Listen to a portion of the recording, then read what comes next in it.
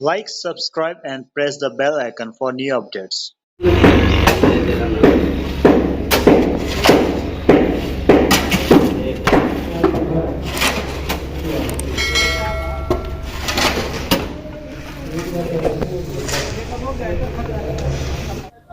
ही दीवार का जिहड़ा ना दूजा हिस्सा वो सामने अंदर जितना दरख्त नज़र आते पे ये बाग वाला हिस्सा ते ई साइड ते मजीद जिहड़ा ना ये दीवार अगे कंटिन्यू रासी ते उन्हें जिहड़े वेले काम थी सी ना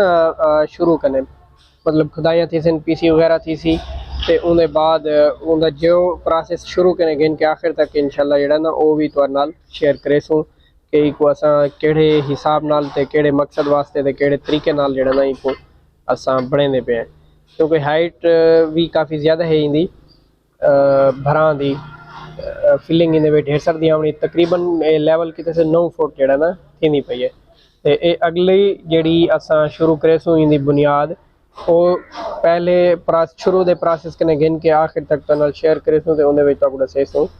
कि केड़े मकसद नाल केड़े तरीके नाल इको असां तामीर करेंदे पे हैं। अच्छा जी बई गाल है कि साडा जिवें तो पता है कि विलॉग दा चैनल विलॉगिंग दा है इहदे विच असां विलॉग अपने जिहड़ा सराइके च बने दे वीडियोज़ अपने तो उहदे विच कुछ लोग जिहड़ा ना कमेंट्स दे विच आदे पेन कि तुसां जिहड़ी तुहाडी कंस्ट्रक्शन दे वीडियोज़ न ओह तुसां उर्दू विच दसाओ क्योंकि सराइकी वसेब जिहड़ा है पिया साडा ओह तां साडी विलॉगिंग ते देसी माहौल ते देसी इहदे विच जिहड़ा ना मतलब है कि कल्चर दे उहदे विच सराइकी वीडियोज़ जिहड़ा ना मतलब पसंद करेंदे असां ते उहदे अलावा जिहड़ा कंस्ट्रक्शन है जिहड़ी बहुत सारे लोग होसन जिहड़े मतलब कंस्ट्रक्शन नाल वाबस्ता होसन ते ढेर सारे होसन जिहड़े वाबस्ता कहना होसन ते ई वास्ते जिहड़ा ना मुख्तलिफ लोग इहो ही जिहड़ा ना मतलब चाहते पेन कि तुसां कंस्ट्रक्शन दी जिहड़े वीडियोज़ न उर्दू दे विच दसाओ कि उहदे विच ढेर सारे लोगों को समझण दी जिहड़ा ना मतलब ज़रूरत है ते उन्हें दी कोशिश ये है कि जिहड़ा ना कंस्ट्रक्शन दी जिहड़े होसन कुछ चीज़ां को उर्दू लैंग्वेज दे विच मतलब वो सुन सन ते समझ सन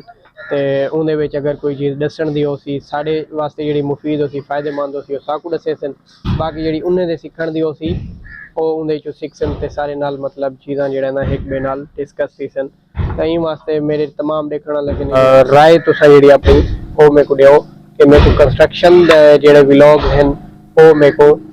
उर्दू विच बनाने चाहिए या सराइकी बनाने चाहिए ई चीज़ दी जिहड़े तुसां अपनी राय कमेंट्स के जरिए मेरे तक पहुँचाओ।